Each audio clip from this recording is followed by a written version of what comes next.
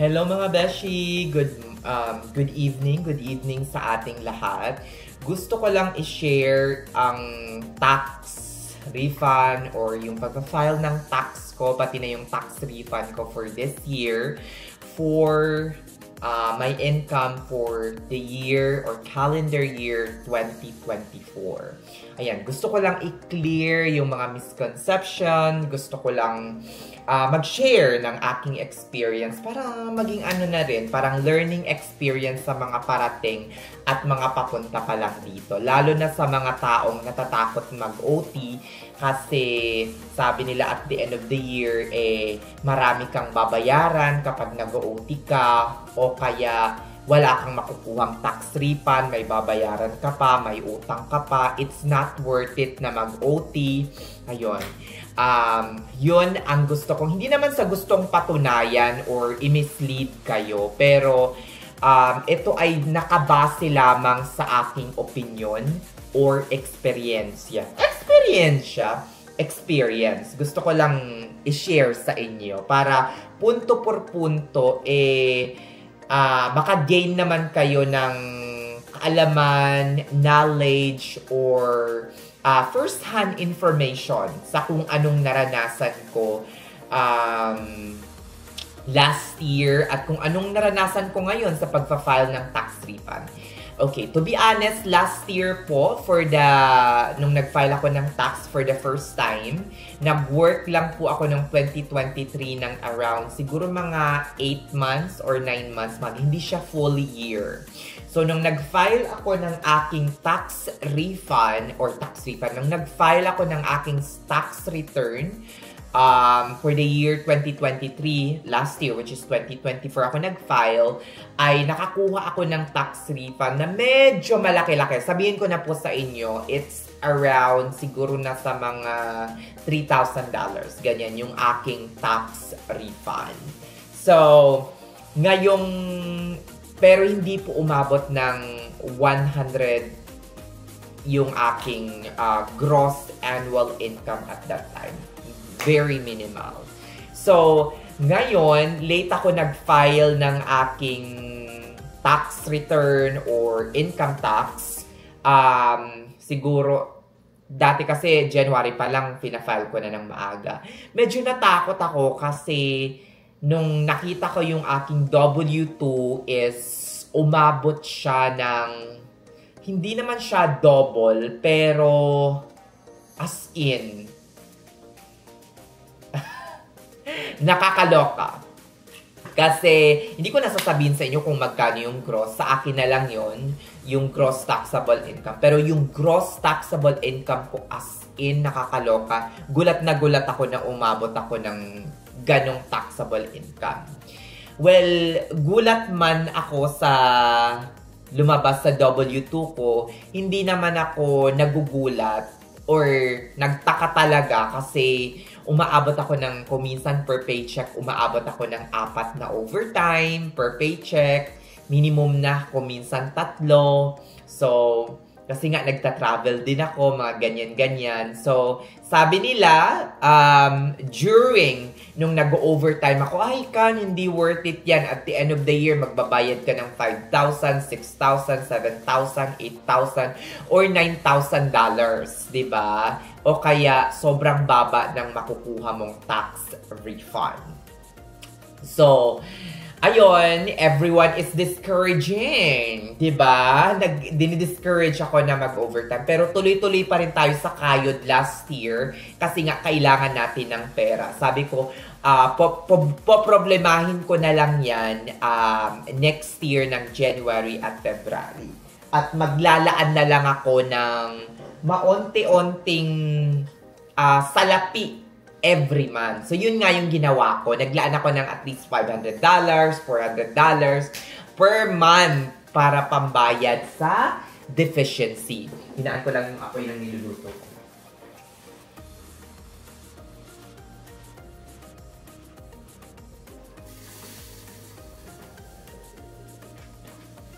Luto ako ng longganisa. Inaano ko muna siya. Ayan. ganon. Humabol yung, yung camera. Kasi DJI, kasi to, parang follow. Kaya nakaganyan yung camera. O, siya, sige na, diretso na tayo sa ating kwentuhan about tax. So, yun nga, dinidiscourage ako. Lalo na yung mga matatandang hindi naman kayang mag-OT. Hindi nila kayang mag-overtime ng mag-overtime. So, I was discouraged from doing overtime. Pero yung management, syempre, tuwang-tuwa sa akin. Kasi nga, pick up ako ng pick up.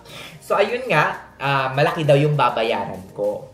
So, nadi-discourage. So, ang ginawa ko na lang, so instead na huminto ako sa overtime kasi kailangan ko nga ng pera, ay naglaan ako ng pera every month.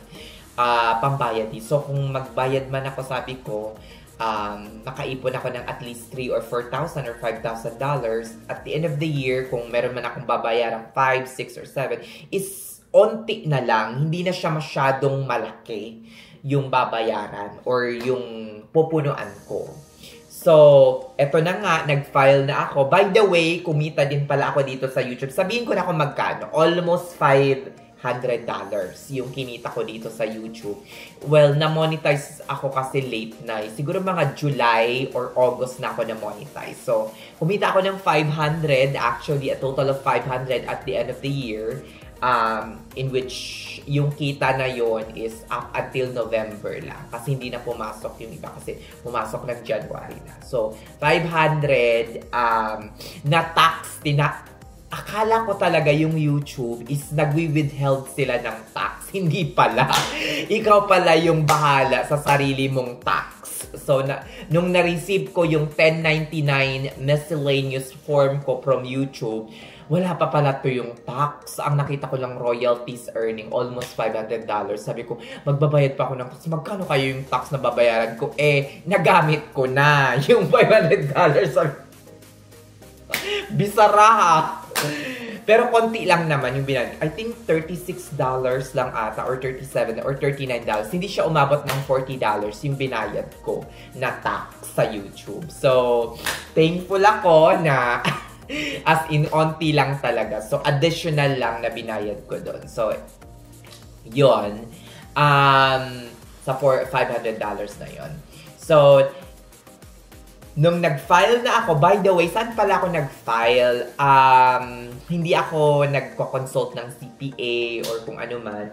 I do prepare my own tax sa tax app na ginagamit ko. Ang ginagamit ko, TurboTax. So, doon lang, question, answer, mga ganyan. So, I don't go to a certified public accountant. So,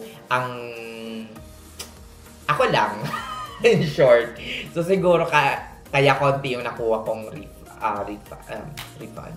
So, yun. Prepare ko na, ganyan-ganyan. Sinali ko na yung 1099 form ko na miscellaneous form galing YouTube. Kasi nga, ayoko rin namang ma-question ng IRS kung bakit hindi ko dineclare yung earnings ko from YouTube. Anyway, konti lang naman yung binayaran ko doon. So, ayun.